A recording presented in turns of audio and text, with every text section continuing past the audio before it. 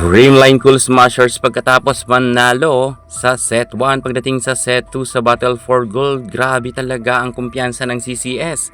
Sayang talaga 5 puntos nga ang kanilang kalamangan, ngunit ito ay naging baliktad ang sitwasyon dahil unti-unti ngang nagkaroon ng maraming error ang Creamline Cool Smashers, at dahil dyan medyo nakadikit nga dito ang Signal Super Spikers. Kayang-kaya talaga ng Creamline Cool Smashers tapusin na ng mabilisan ang laban, ngunit nagsunod-sunod talaga ang kanilang error. Medyo talagang nakadikit ang kupunan nila Vanny Gandler dahil yan sa mga services nga ni Erica Santos na hindi ma-receive ni Jennifer Nierva. At dahil dyan ay medyo halos dikitan lang ang kanilang scores. Pero buti na lang itong si Tots Carlos ay gumagana rin ang kanyang mga drop ball, at lalo ng ating Bea de Leon. Kitang-kita natin na mainit nga ang middle blocker, middle attacker ng Signal Super Spikers, ngunit tinatapatan naman ito ni BDL. Ang ganda rin ng mga atake ngayon ni Bea.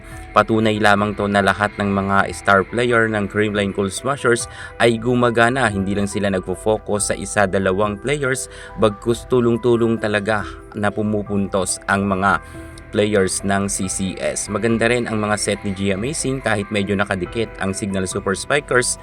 Pagkatapos nga ng second technical timeout ay lamang pa rin ng 4 na puntos ang CCS dahil nga yan sa maganda rin na mga set ni Gia Amazing. Pero kanina ay medyo nagkaroon nga sila ng mga error. Sa totoo lang, sobrang laki ng kalamangan sana kanina ng CCS. Pero Santos at Vanny Gandler uminit sa kalagitnaan ng laban nila bago magtapos ang second technical timeout, kung saan naidikit nila ng husto ang nasabi nating scores. Kanina nga ay 5 puntos ang kalamangan ng Creamline Cool Smashers, pero ngayon 2 puntos na lang ito. Medyo ma-error talaga ang CCS. Kung hindi ma-error ang Creamline Cool Smashers, kanina pa sana sila panalo. Grabe talaga ang error nila ngayon. Biruin mo, lumalamang nga sila ng 7 puntos kanina, pero pagdating sa duluhan na laban, eto na ang nangyari. Nagka-leche-leche na nga ang mga errors ng Creamline players. Mukhang sinasadya na naman to. Gusto atang magkaroon ng Game 3 na laro.